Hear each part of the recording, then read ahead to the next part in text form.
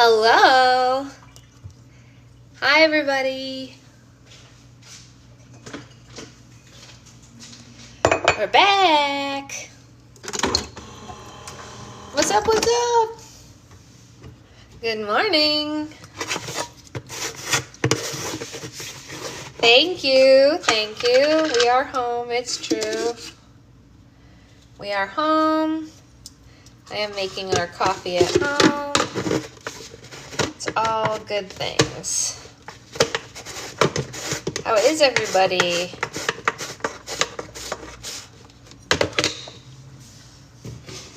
Did I miss anything cool?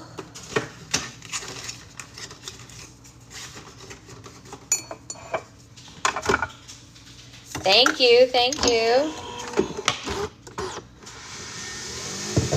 Time for coffee.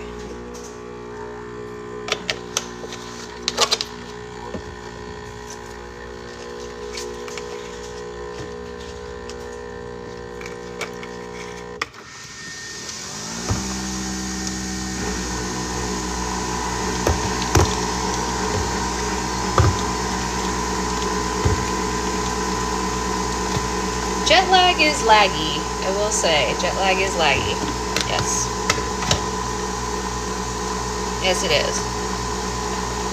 But it's okay. We'll survive. We're here. We're alive. We made it with very minor delays. More. Thank you. Hi, Danny.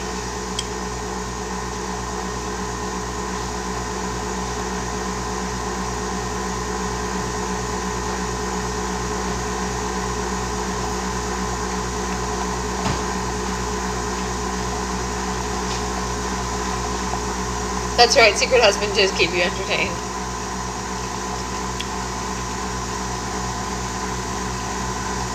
Jet lag is no joke, especially because there's a 9-hour time difference.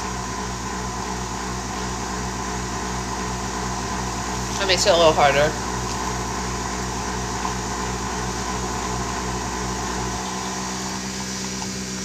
But we're here.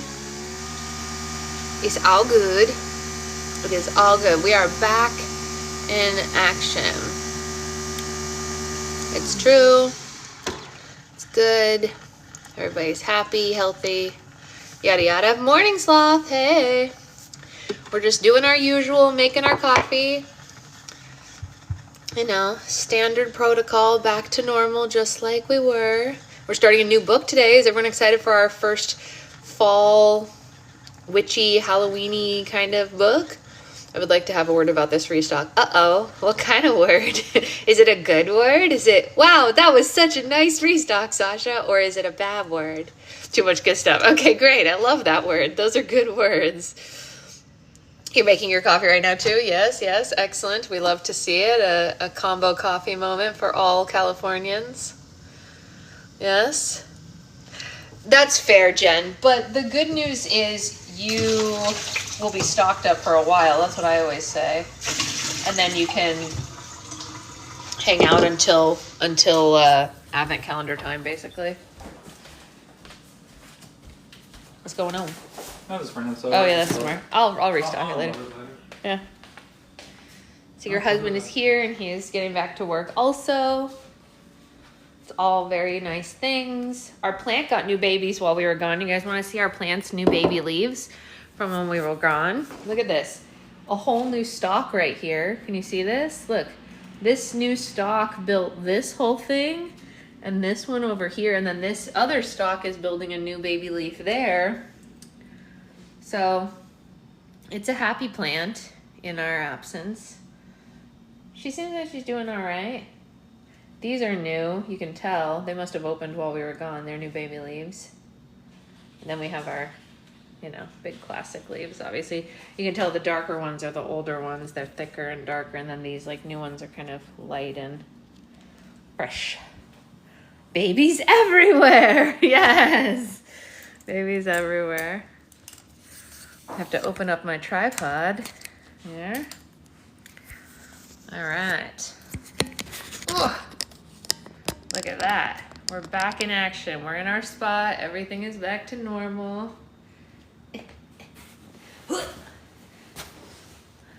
All right. We're doing the things. I found a coffee I really like. It's called Java Gods. Oh yeah, what does it taste like? I'm about to have my first sip of my own coffee in 2 weeks. It's very exciting for me. Oh, it's delicious. It's delicious. It's hard to live without it. Coffee our way. Not that the coffee there was bad. It wasn't bad or anything. It's just different, you know.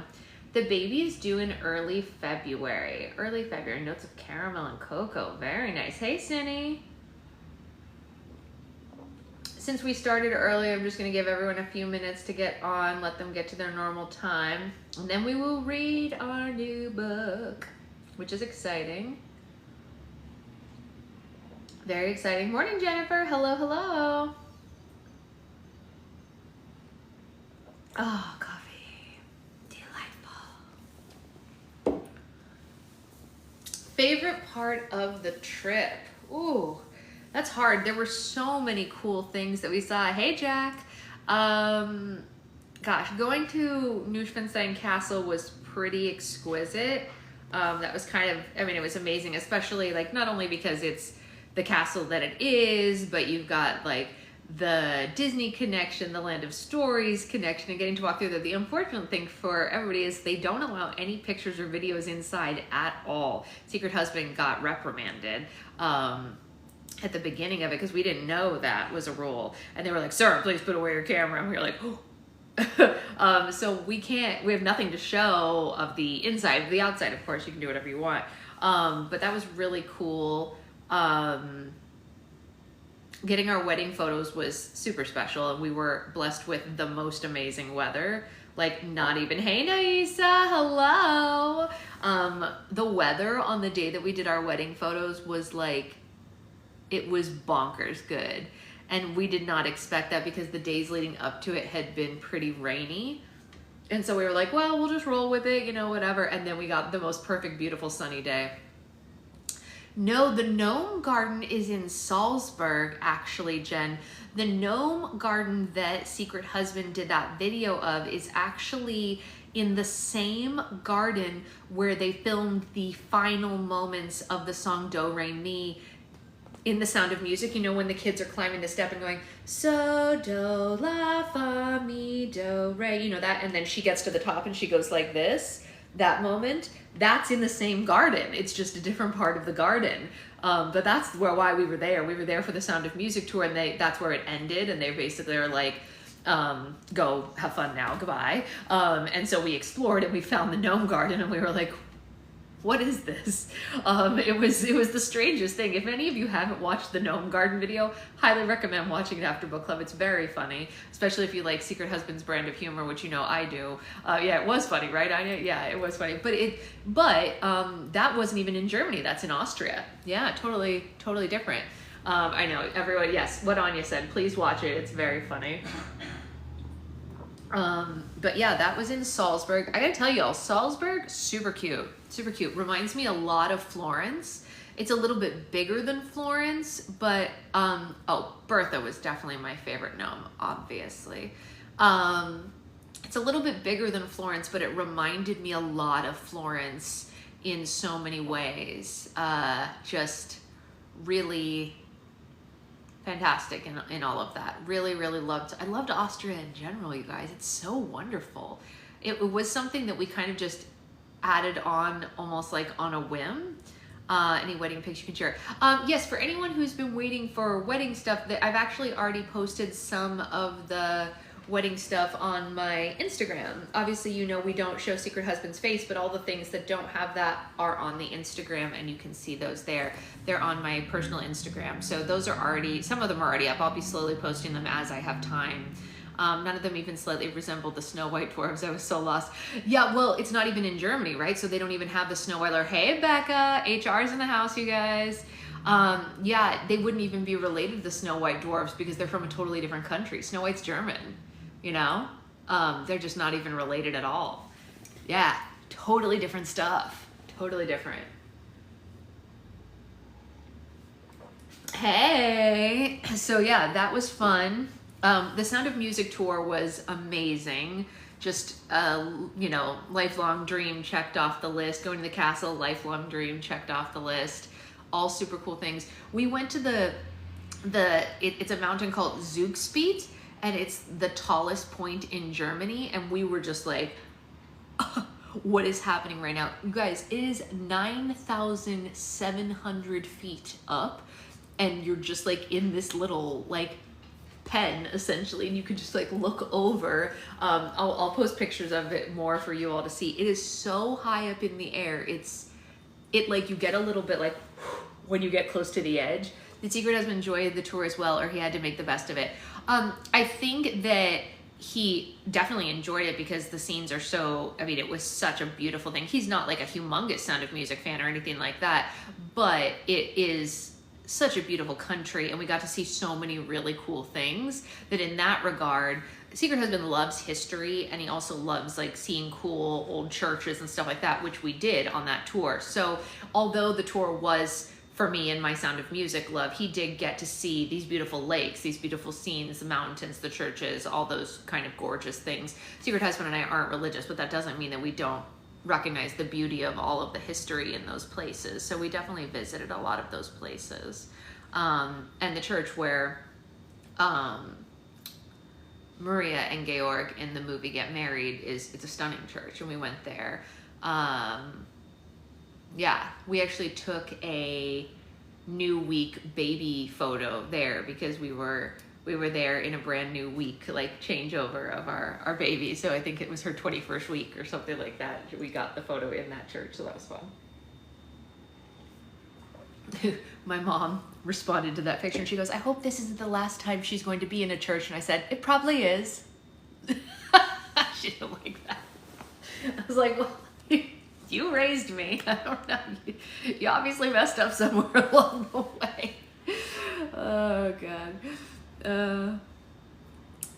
This trip is probably her last journey to churchhood, but it is what it is, you guys. She is our daughter, and we will make our own choices.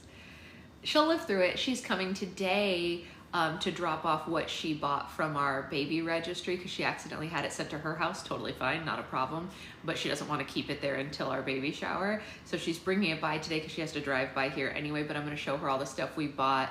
Yeah, unless we're visiting to look at. That's exactly why we went into them. I mean, they're stunning, right, you guys? I mean, that's the thing. These old churches of Europe, like whether you're religious or not, holy moly, the art, the architecture, everything about them, they are absolutely works of human like feet and art and stunningness. So you don't have to be religious to appreciate what they put into it. One of the things that Secret Husband kept saying was, oh my gosh, the art hours alone that go into making these things is out of control. I was like, yeah, it's wild, you know?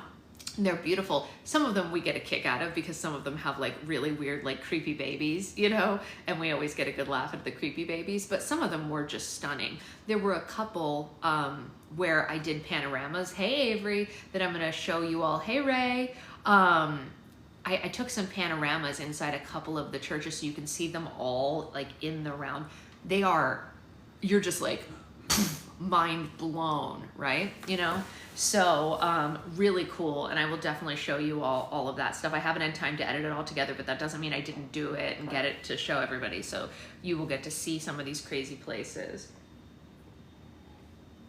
I'm not gonna lie, I'm kind of most excited to show you guys all the little toys that we bought for her because we definitely found some of the most amazing, like, oh, our live has been restricted now. What do you think it was? What do you think it was this time, you guys? What did I say that got us age restricted?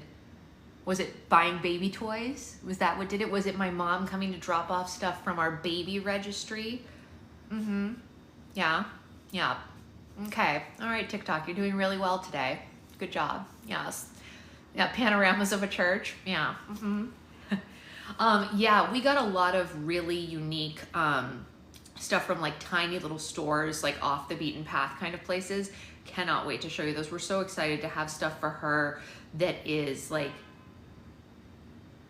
just special, kind of unique, different. I'll show you guys later.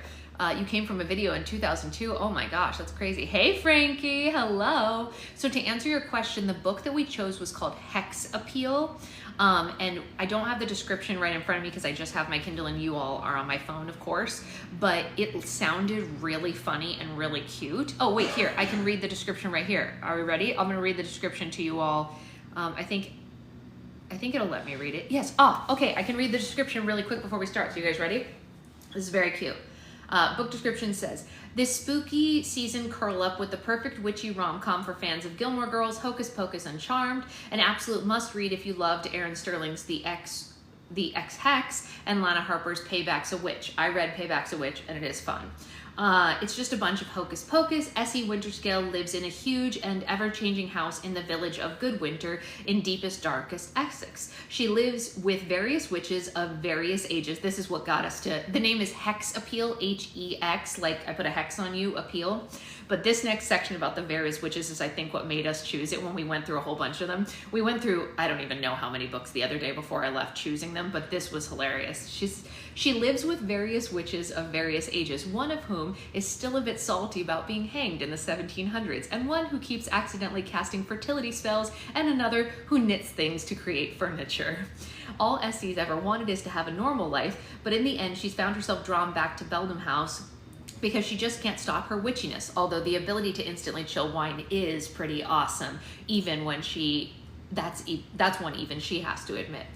Into this coven of chaos stumbles gorgeous, clueless Josh, their new landlord, and he's just discovered that his tenants haven't paid rent since the 1700s. As Josh is drawn further into the lives of the inhabitants of Beldam House, Essie is determined to keep him at broomstick length. That is, until a family secret lying hidden for centuries puts Josh firmly under her spell. Very exciting, I think. So for anyone who didn't know and wasn't here, hey Des, on the day that we picked this book, we picked 2 books for October, October/ into early November. This is one and this is a rom-com, and the other book that we picked is not a rom-com. It's like a speculative fiction that takes place with witches during the suffragette movement, and I am so excited for that book. I put that book on hold at the library. It does have a little bit of a wait. I'm hoping that it shows up before we want to start it. If it doesn't, I'll just buy it. It's not a big deal, but I do have it on there. Yeah, this sounds like it's going to be adorable, right? I can't wait to read this. I got this one on Kindle Unlimited in case anyone has Kindle Unlimited and wants to follow along. This is a Kindle Unlimited book, so you can just get it, hey Liz, and follow along with us however you see fit. The other book, which I can't remember the name of off the top of my head, I Missed You, is not on Kindle Unlimited, so I will have to let you know about that one, but it sounds flippin' amazing, and I'm really excited for us to read 2 totally different witch books over the course of November. You know what I mean? Really excited for both of them. So anyway, that's the story that we're sticking to, and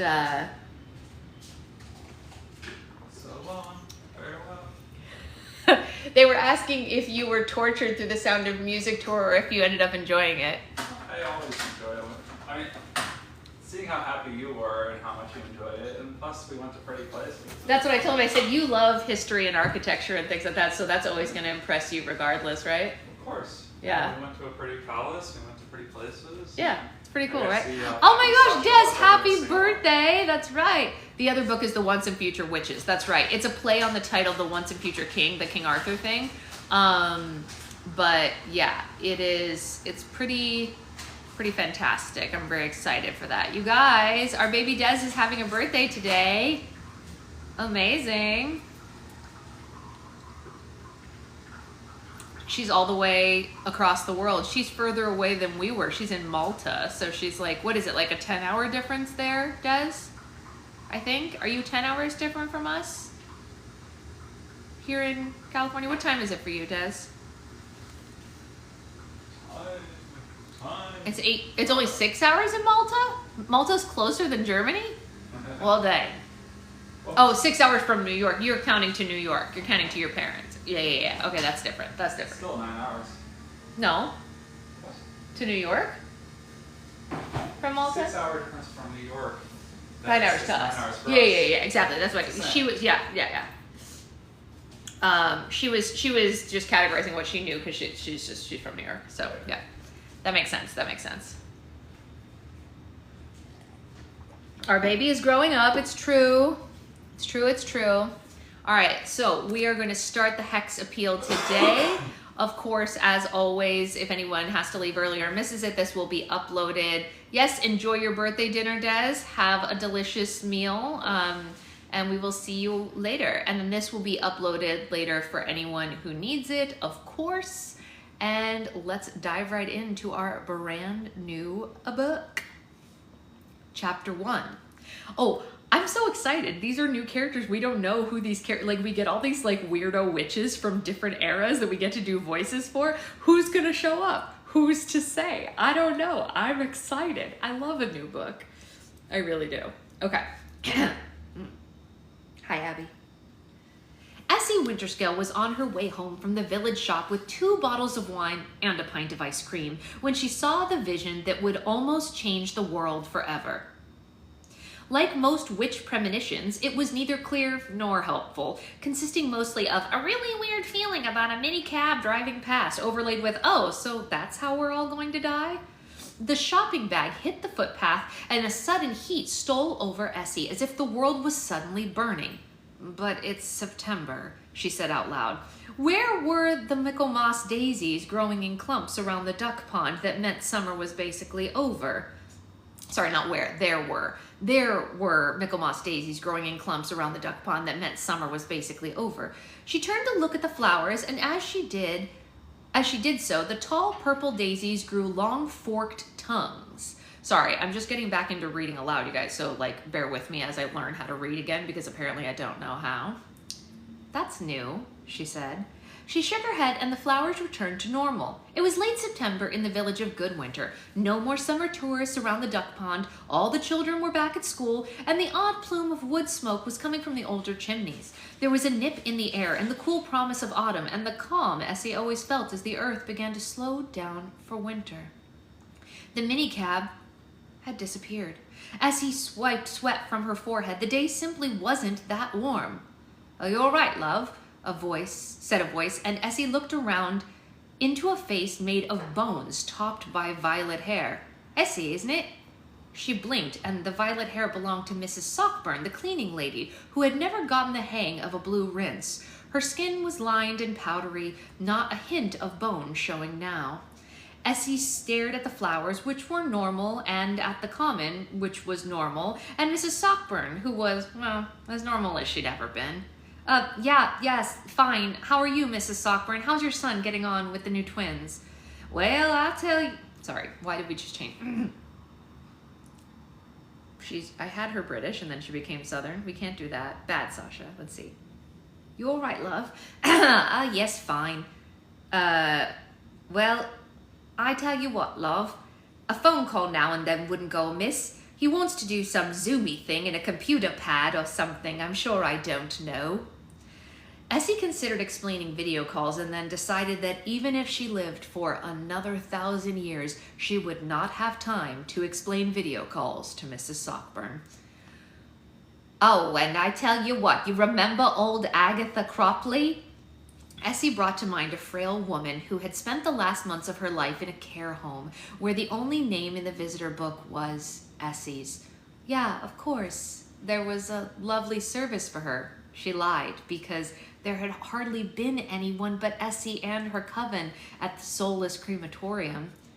Wasn't it? Mrs. Sockburn said, who definitely hadn't even been there.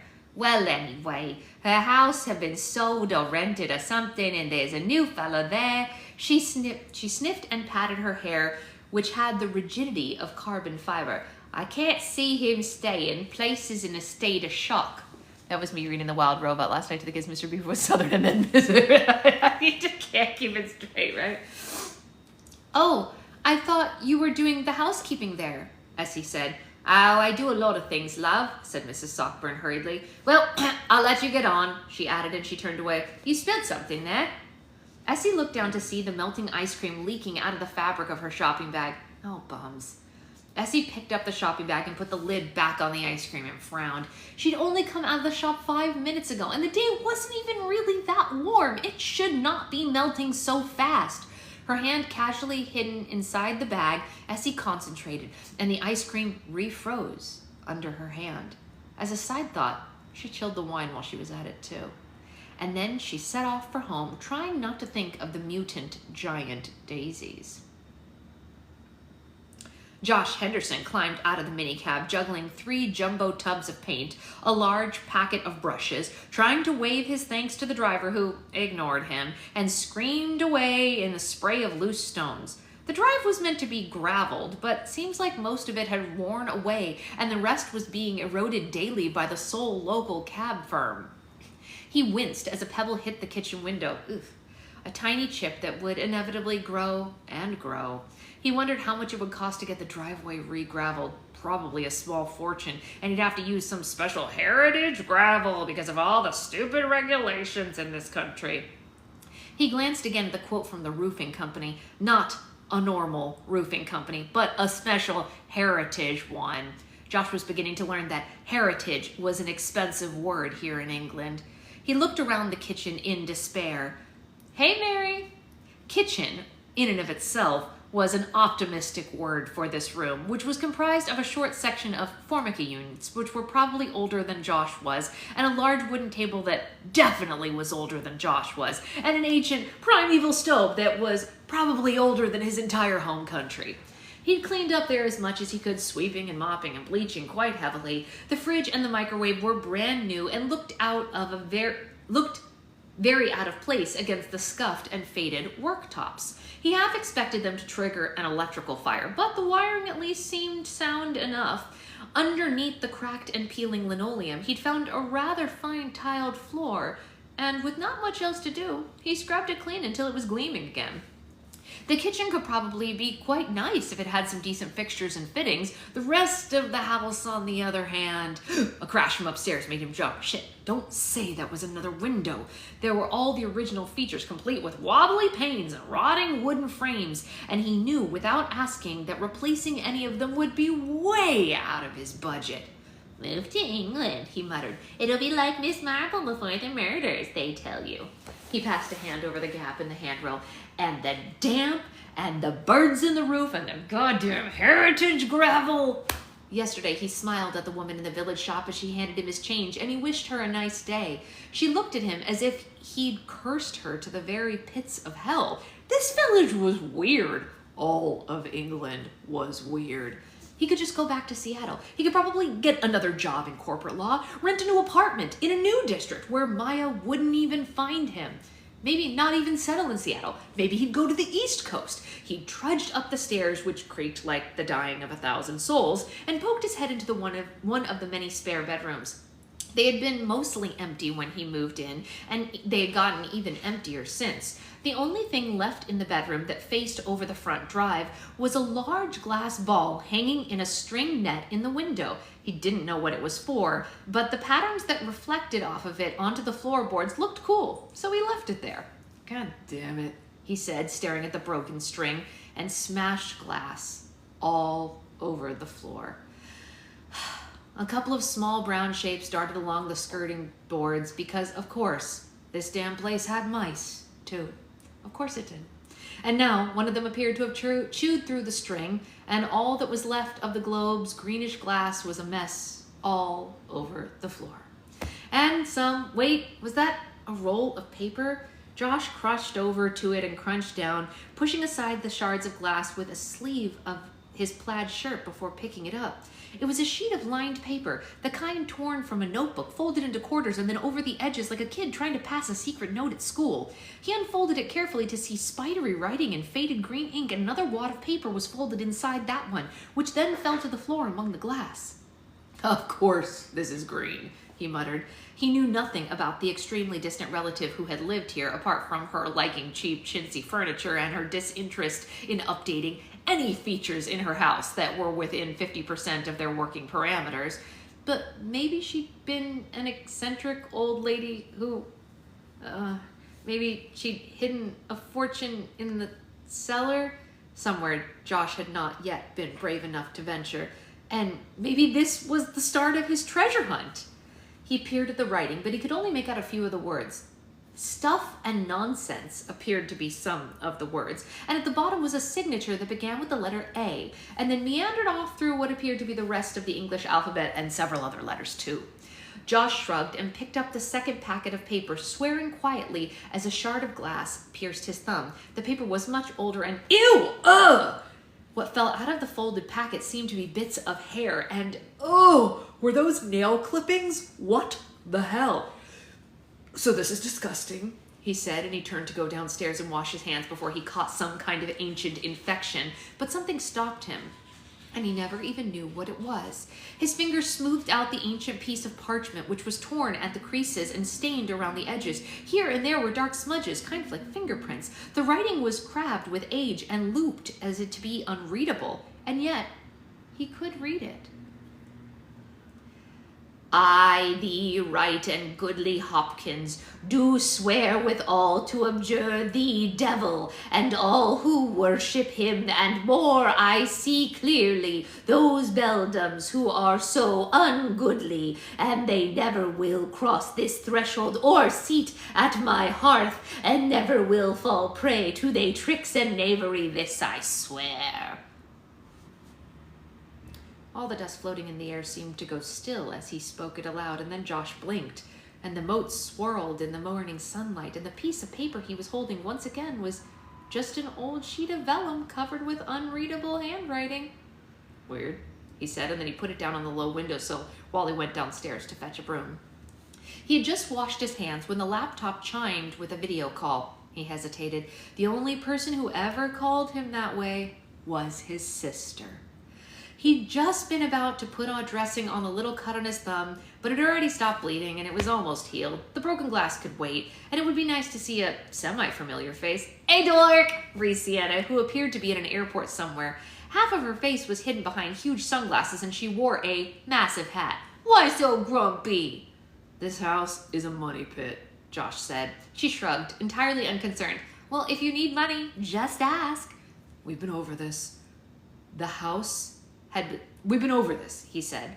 The house had been left to him, not his sister. It was pretty much the only thing that he had been granted in his father's immense and very complicated will, and Josh figured there had to be some reason for that. He had some savings, and he'd done some contracting work while he was at college, and the house and its estate was supposed to generate income, according to a local solicitor. Well, apparently the rents are due, he said, and Sienna peered at her picture in the screen and primped her own immaculate hair. Josh was pretty sure that nobody would ever figure out that he and Sienna were related. She had expensively blonde hair and perfect tan year-round. Her wardrobe was designer and tailored, and she went everywhere in heels and would be delighted everywhere in heels. Josh had unruly dark hair, burned easily, and would be delighted if he never had to wear anything remotely tailored ever again. I thought you owned the house? Sienna, who owned 7 houses and 3 yachts, said. No, not the rent on this house. The rent's from my tenants. I have tenants? He had tenants. Josh had been a tenant all his life. Now the world was just upside down. Cool, then why are you worrying about money? Josh sighed and sat down at the kitchen table. It had been here when he arrived, somewhat dusty and honestly worm-eaten, but it was large and solid, and he didn't exactly have a lot of furniture to ship over to fill the house. He bought a bed, and he knew that he ought to do something about the sofa because he was pretty sure that the one in the living room had fleas. Well, he said, gesturing to the paperwork the solicitor had sent them. First up, a lady called Mrs. Sockburn, who was supposed to be taking care of the place. Sienna peered doubtfully into the recesses of the kitchen behind him, where the cupboard doors were missing and Josh had only just scrubbed the mildew out of the dresser. She didn't do a very good job. Josh tried to think of something fair to say to that, and then failed. In the years that the house had been empty, Mrs. Sockburn had vacuumed and dusted occasionally, and totally failed to report the missing tiles on the roof, the bats in the attic, or the leaking sink in the scullery. Holy cannoli, how do I own a house with a scullery? He thought to himself. Well, yeah, in return for her services, she gets a reduced rate of rent on her cottage back in the village. Apparently this arrangement has been in place for years, and somehow it's her right in perpetuity. So you can't change that? That's what in perpetuity means, Sienna, Josh said patiently. Sienna shrugged, and she touched up her lipstick. Well, not all of us went to law school, Josh. It's pretty common. You know that. You know what? Never mind. The rent she pays is, and trust me, I read this several times, and I called the solicitor before I believed it, a total of £5 a month. Sienna looked blank. To her, money was something that people managed on her behalf. She simply didn't believe even the notice. Simply didn't even notice the amounts charged at her point of sale at this point. The market rate for a cottage like hers is probably, I don't know, $1,000, maybe $1,500 a month, Josh said. He'd looked it up. Goodwinter was a desirable place to live, and the character cottages were at a premium. This was a fairly, Whoa, so she's totally stiffing you? Can't you, like, sue her or something? This was a fairly standard response from Sienna. To be fair, she'd learned it from their father. No, Josh said, partly because she's a penniless old lady who cleans houses for a living, and partly because the agreement is, as I said, in perpetuity. Hey, Sophie. I don't know how you guys are feeling, but I love this so far, and I think Josh and his like inner monologue is hysterical. So just while we're saying hi to Sophie, we can just all, I don't know how you guys feel, but I think this is hysterical, and I love Josh already. I'm on his side instantly. He's hilarious. His sister seems obnoxious, and that's okay. Yeah, I love the writing style. I think it's hilarious. It seems great. I think we made a great choice. No, Josh said, partly because she's a penniless old lady who cleans houses for a living, and partly because, as I said, the agreement is in perpetuity. Well, that sucks. Who else do you have? He sorted through the names on the list. 3 of the cottages are derelict. I went around looking for them this morning. There's a barn on the drive up here that has a hole in the roof that you could fly a plane through. Technically, they owe me 14 shillings a month. 14 shillings? She laughed. That's hilarious. Josh gave her a dark look. There's Mr. Humble, who pays £7 a month in return for scything the grass in the long meadow, and there's the Ditchborn family, who pays me a tithe from their farm. She perked up at that. Oh, what's a tithe? Is it a profitable farm? A tithe is 1/10 of their annual income, Josh explained. And since no farming has gone on there since 1974, no, it's not. I guess I could argue that Mr. Ditchborn owes me 1/10 of his earnings as an IT consultant. Why couldn't I read the word consultant for a second? Consultant. But seriously, Sienna, this is insane. How did an old woman even live like this? Sienna shrugged. Well, neither of them had ever met their great-aunt Agatha, who in any case wasn't even their great-aunt, but something more distant than that. Apparently, the house had been left to their father when she died years ago, and he'd thought of it so little consequence that he hadn't even ever visited the place. He just left it to Josh for reasons that they will never know. Unsolved mystery. Look, why don't you just flip the place and sell it for a profit, or like rent it out? People would pay top dollar for a vacation cottage like this. Oh, we could fix up the barns and stables too, and maybe we could like put yurts in the garden. It could be so cute. There you go with the we again, Josh said, stacking the papers in order. He went through them again just to be sure he hadn't missed anything. The 2 peppercorn rents from the maintenance staff who didn't do anything to maintain the 3 derelict buildings, and the tithe from the farm wasn't... Well, I thought maybe Josh... Wait, what was this one? He hadn't noticed it before, which was weird since he'd been through these papers quite a few times. And this wasn't just one page, but several stuck together with notes crossed out and faded ink that he couldn't make out. Beldam House, he read at the top of the typed page. Typed on an old typewriter, not a computer. And there was a note attached to it that said, replacing an older document that had fallen apart. He glanced at the top date, 1954, and this was the newer version? Beldam. Josh read the top of the page, and then he reread it, and he didn't realize that his mouth had fallen open until Sienna said, okay, you look like a goldfish, and you're not even listening to me. He reread the page.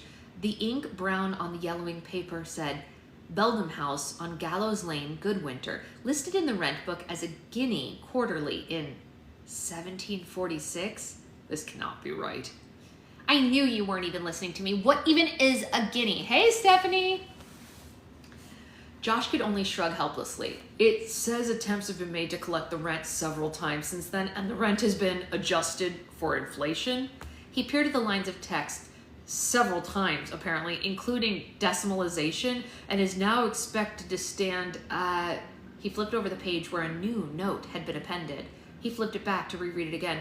"Oh my God, Josh, this is so boring," said Sienna, turning her head as the announcement was made in what sounded like French. "It says rent in this region should be £10,000 a month." That got her attention. "You said that old woman's house was worth $1,500 tops." "Yeah, 10 grand a month?" He read it over, but the calculations were the kind that would have given his math teacher a heart attack, with absolutely no workings shown. This can't be right. There must be a misplaced decimal somewhere. "Even $1,000 a month would be good right now, right? Like for the," she waved her hand, "the roof or whatever's broken." "Yeah?"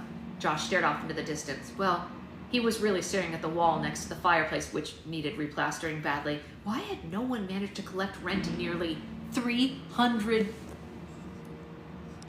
We just got another restriction, apparently. So collecting rent, apparently, is restricting now. It's great. It's going well. I don't know what they think is going on. One day back, and they're already angry at us. Absolutely ridiculous. For nearly 300 years, what attempts had been made, and what amount, for an amount that substantial? "All right," he said. "I gotta go. I gotta find this house." Scene break. There was a letterbox at one end of Gallows Lane. Nobody ever really questioned why it was there or which house it belonged to. In more recent years, Essie had installed a parcel drop too, because trying to get Amazon to deliver there was a nightmare when your house didn't officially exist. She'd walked home through the woods, which was faster than going by road, and all the way back her head had been pounding. The minicab, the demonic daisies, the heat at the end of the world. "Are you all right?" said Blessing, and Essie put the ice cream in the freezer. "You don't look half peaky." "Headache," Essie said shortly. "I had a weird vision." Can I just type? That's funny, Becca. Sorry, okay. "Headache," Essie said shortly. I had a weird vision, you know? Whilst, like all the witches, Blessing also occasionally had premonitions about the future, or was at least unsurprised by certain events. She had no particular affinity for precognition. Blessing made things blossom and grow. The furthest she had ever thought ahead was about 9 months. "You should tell Maud. She's might be able to help you." Essie rolled her eyes, which hurt. Maud would nod and make gnomic pronunciations, and then knit something out of twine, or wire, wool, or Essie's own hair, and then tell her to read the stitches, as if that was the blindest bit of use to absolutely anyone. Maud knitted furniture.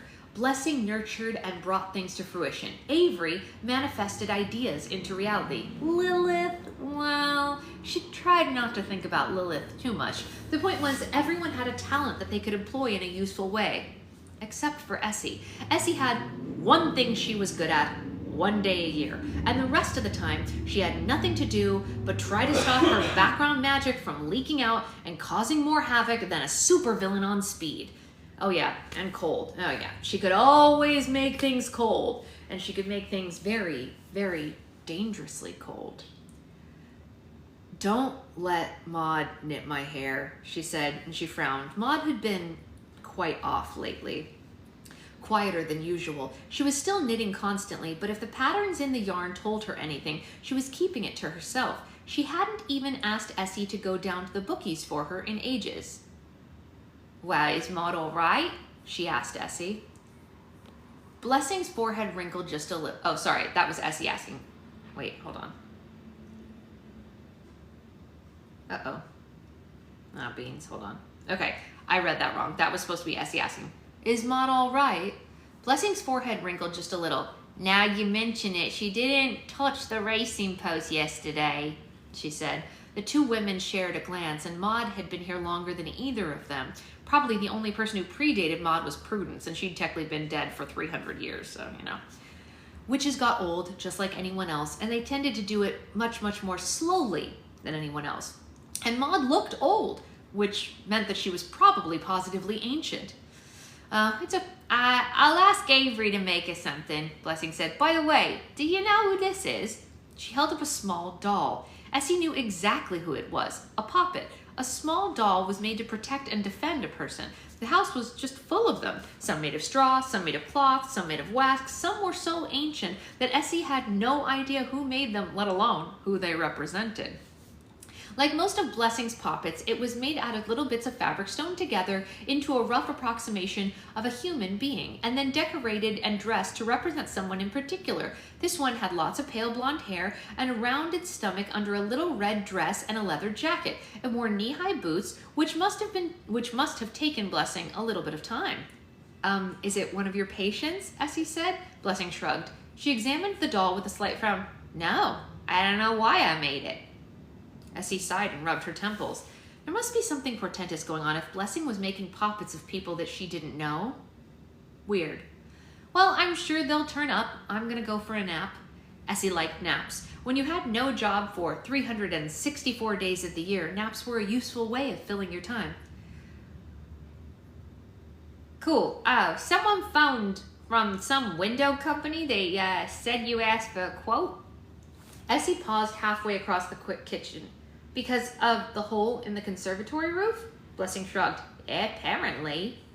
Essie waited, and just in case Blessing was about to apologize for encouraging her Venus flytraps to grow so large that they broke the damn roof, but she simply inspected her nails, which she had just done with floral symbols. Essie gave up. And? Well, Andy said he'd be in the area, might pop around this afternoon. I did say to call when he got to the letterbox, she said before Essie could remind her. Isn't it time we remove the perception spell? Essie moved back towards the door. Firstly, would anyone even know how to remove the perception spell? She said. And secondly, no. You all died to make you the boss, Blessing called as Essie made her way for the stairs. That's a complicated question, and you know it, Essie yelled back. She got halfway up the stairs and paused to count the phases of the moon on her fingers and jumped to the second to last step. She opened the door to her bedroom and waited 2 seconds and then opened the other door into her bedroom and then collapsed onto her bed. Her bedroom was always very cold. Essie pressed her hands into her aching head, her fingertips icy, and she moaned softly. Maybe she was coming down with something, except she never came down with anything. If she felt even the slightest bit peaky, a cup of Avery's famous soup usually did the trick. It was probably just the sunshine, summer's last hurrah before the blessed cool dark days of the winter arrived to finally give her some relief. Hey, Addie. Sleep would help.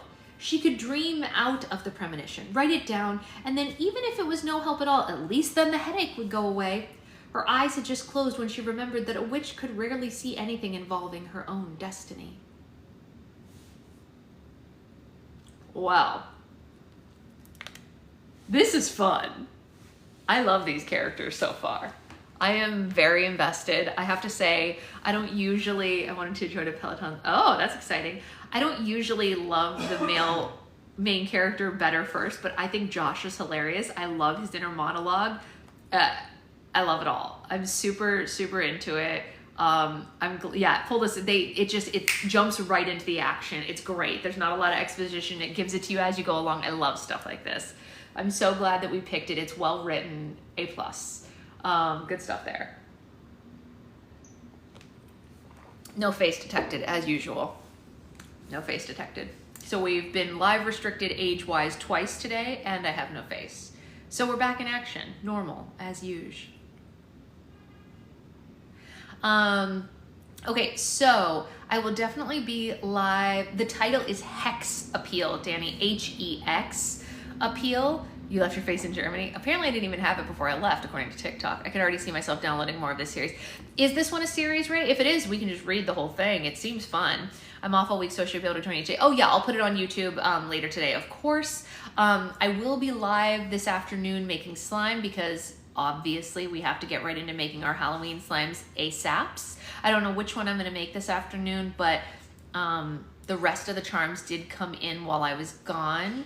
so we can kind of make anything this afternoon. I'm gonna basically this morning go through and see which things need the most made. It said book 1, but I didn't see how many there were. That's exciting. It could be fun. Let's see what happens, right? I don't know. I'm into her style already.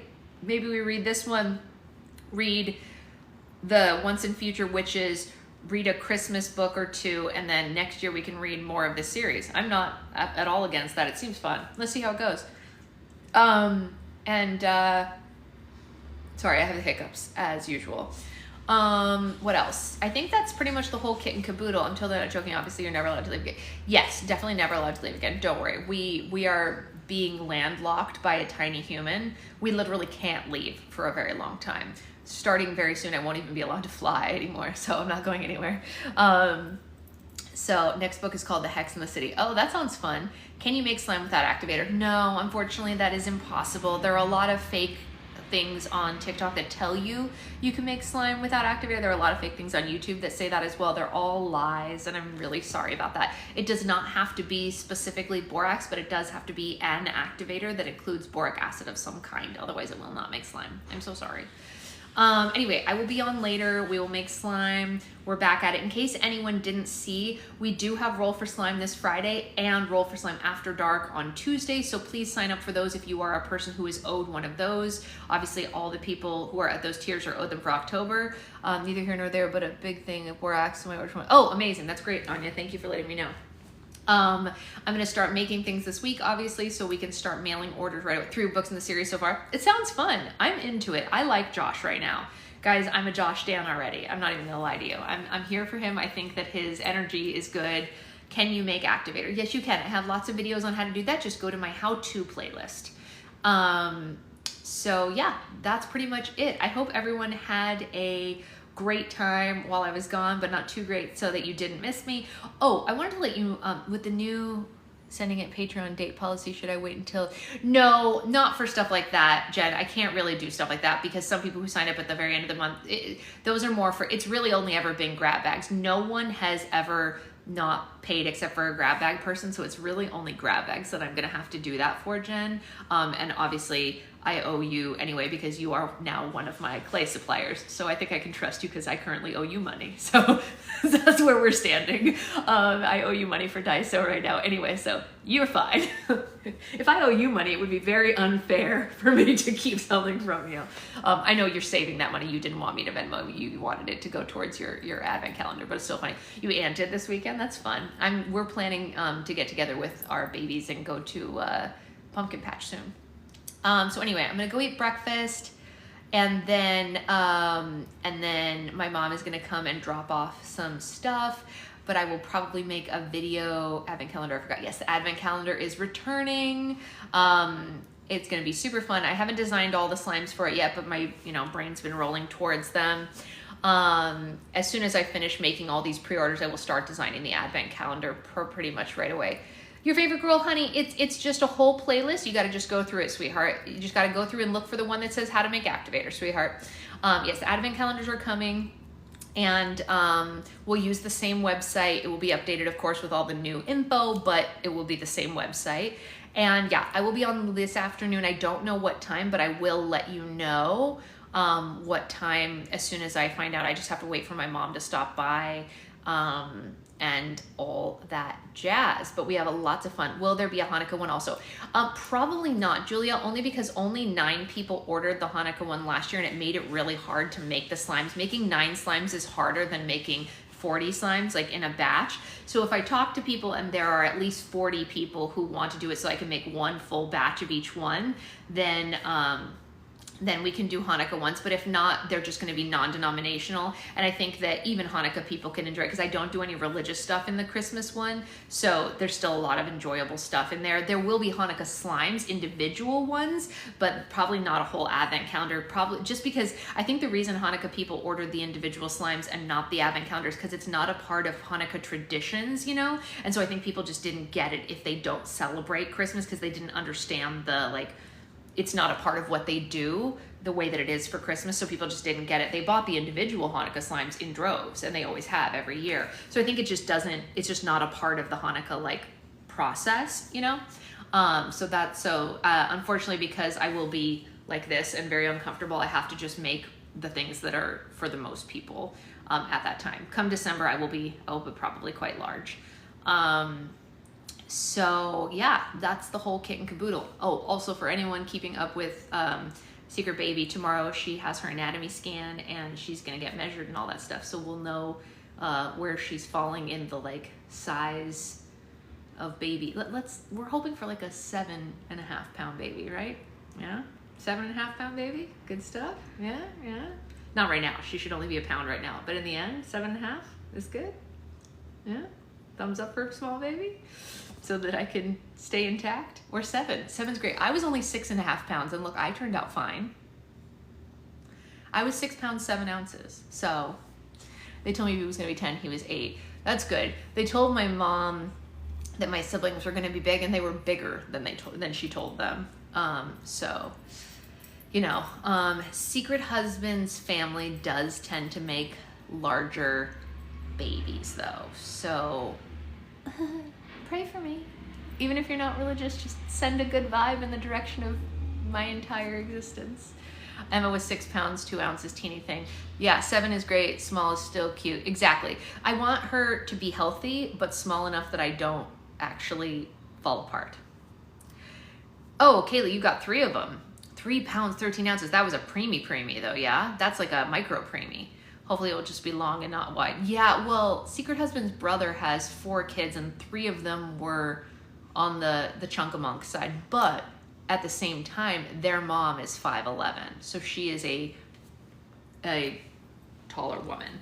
My little was 5 and he was harder than he should have been. Oh, ooh, yeah, that's not great, Addie. I know a couple of people who have had that issue. I'm hoping for none of that.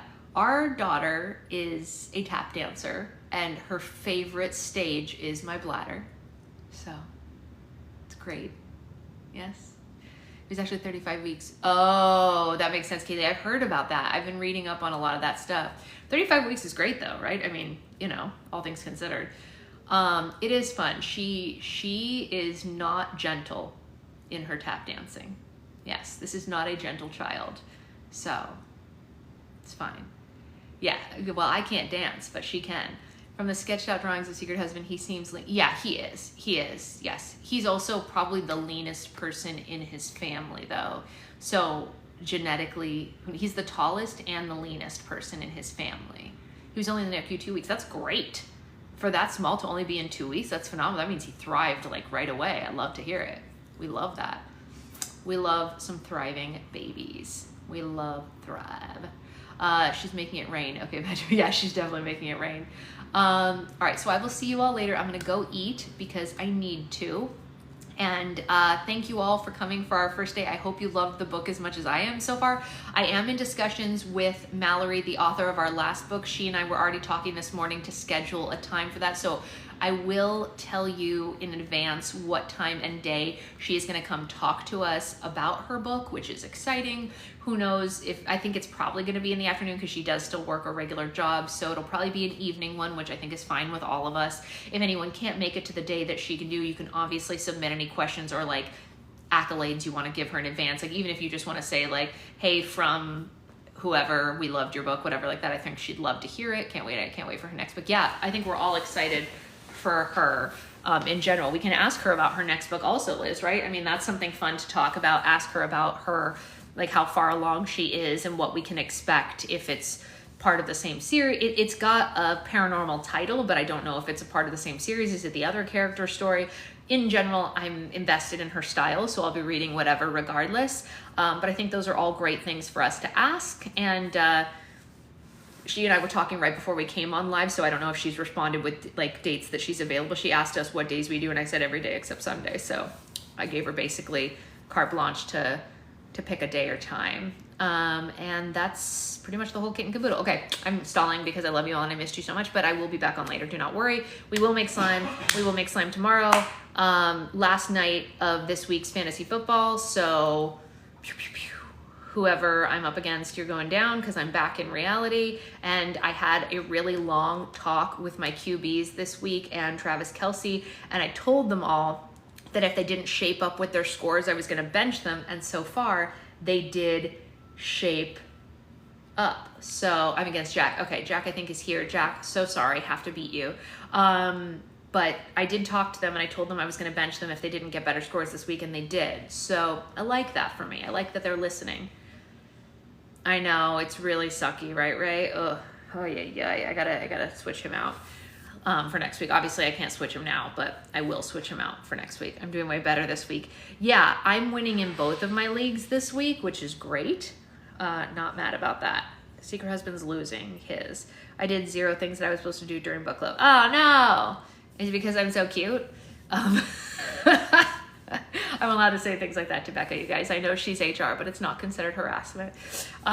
So anyway, I will see you all later today, and I hope you have a great day. Until then, thank you all, and mwah.